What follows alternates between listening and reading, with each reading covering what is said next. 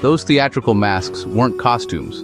They were sacred religious objects used in rituals honoring Dionysus, the god of wine and spiritual transformation. Ancient Greek theater didn't start as entertainment. It began as ecstatic religious worship where participants lost their identities and became one with the divine. Today we're revealing the surprising spiritual origins behind those iconic masks. Before we uncover the sacred origins of ancient Greek theater, don't forget to subscribe and turn on notifications. We're exploring fascinating ancient civilizations every week. Let's discover the truth. When you see those comedy and tragedy masks representing theater today, you're looking at symbols with deep spiritual significance.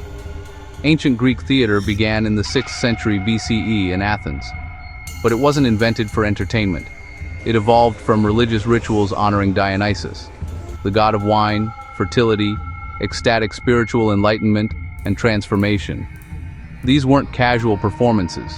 They were sacred ceremonies where worshippers wore masks to literally become the god, to lose their individual identity in communal ritual, to experience transformation and divine possession.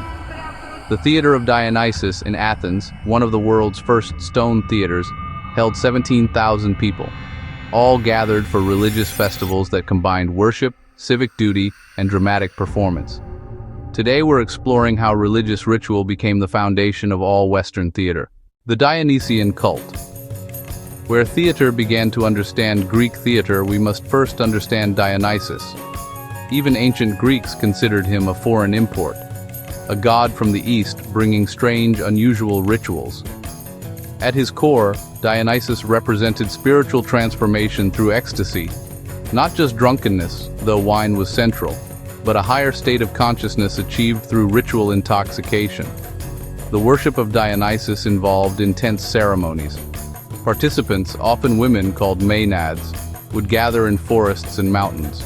They wore masks and animal skins, drank wine until intoxicated, danced wildly to drums and flutes, entered states of ecstatic frenzy. These weren't ordinary parties. They were sacred rituals where worshippers believed they became possessed by Dionysus himself. The mask was crucial. When you put on the mask of Dionysus, you weren't pretending to be the god. You became the god. Your individual identity dissolved. The divine presence entered you. This concept of transformation through masks became the foundation of Greek theater. The actor putting on a mask wasn't acting. He was undergoing sacred transformation. From ritual to performance. The birth of theater. Around 534 BCE, something revolutionary happened.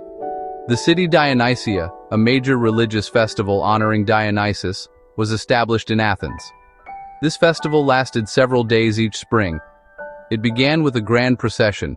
Citizens carried a wooden statue of Dionysus from outside the city to the Theater of Dionysus. Sacred offerings were made. Then came the dramatic competitions. But these weren't secular performances. They were religious ceremonies. The performances evolved from dithyrambs, choral hymns sung and danced in honor of Dionysus.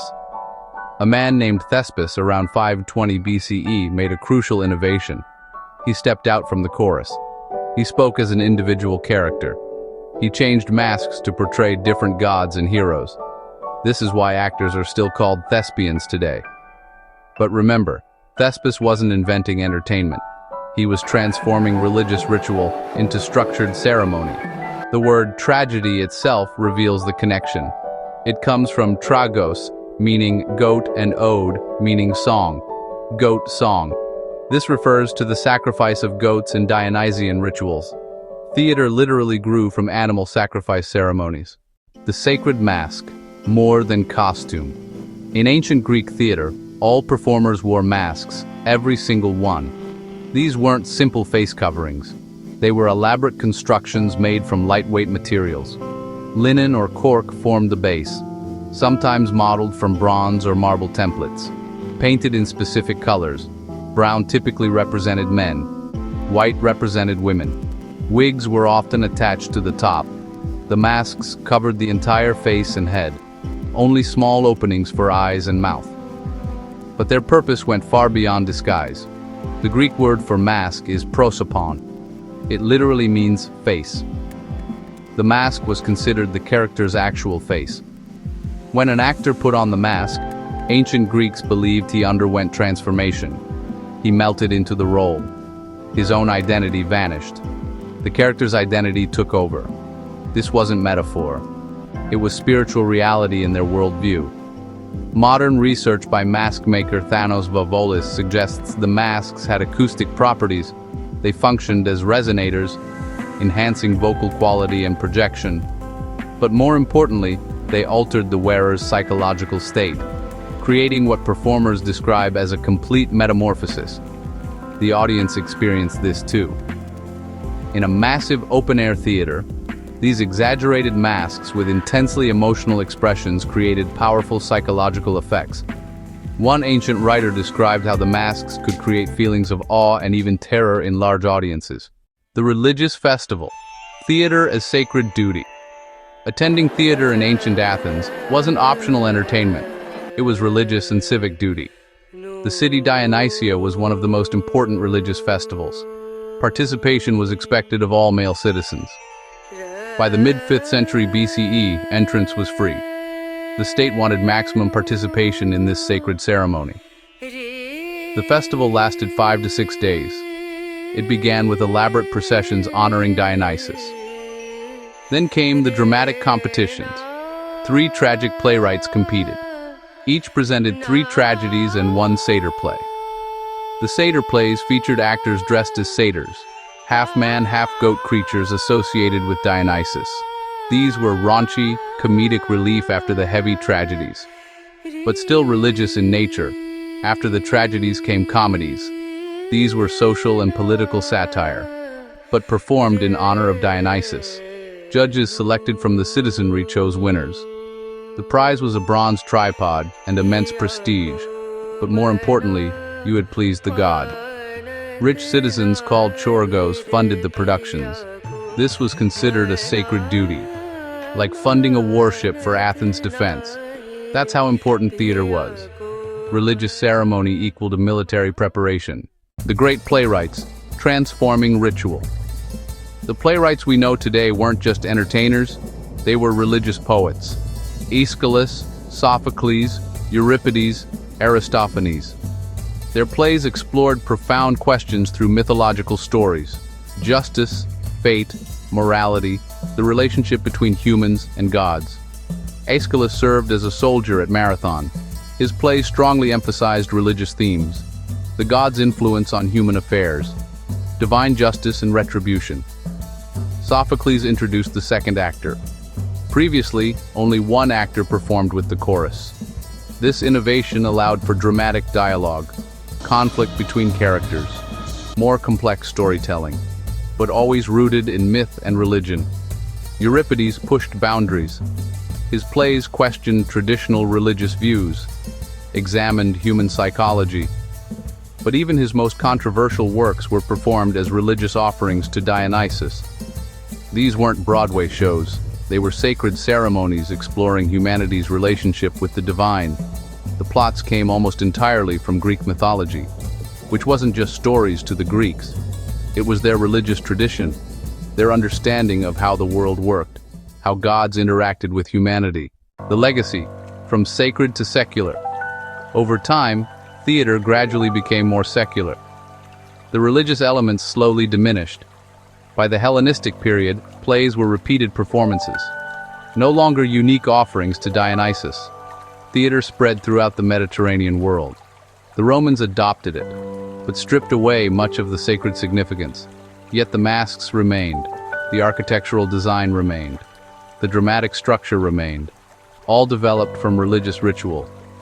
Today, when we see those comedy and tragedy masks representing theater, we're looking at symbols originally used in sacred Dionysian worship. The theatrical traditions we take for granted all trace back to religious ceremony. The stage itself, called skene in Greek, where actors changed costumes and masks. This gives us our modern word, scene.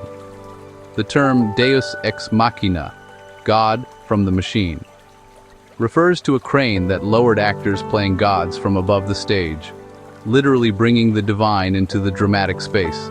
Even our word theater comes from theatron, the viewing place. But viewing what? Originally viewing sacred ritual, witnessing transformation, participating in religious ceremony. Modern theater has secular roots now, but we're still using structures developed for worship.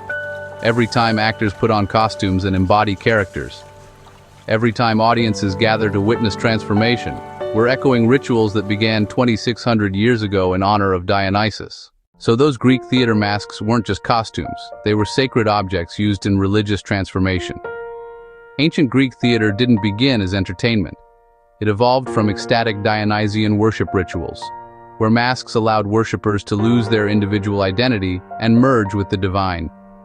The Great Playwrights weren't just writers, they were religious poets exploring humanity's relationship with the gods. The festivals weren't just performances, they were civic religious duties equal in importance to military service. Every element of modern theater traces back to these sacred origins.